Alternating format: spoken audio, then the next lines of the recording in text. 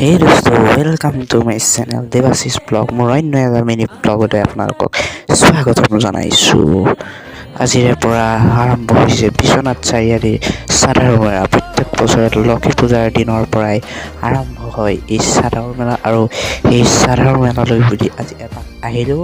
এনেকৈ বাইকত আহি পেলাই মেলা ফাইনেলি পাই গ'লোহি। বহুত দিনৰ এটা আশা আছিল, মানে ভাবি আছিলোঁ মনতে যে চাদৰ মেলালৈ যাম আৰু সেইটো আজি পূৰণ হ'ল। ফাইনেলি আহি পালোঁ চাদৰ মেলা।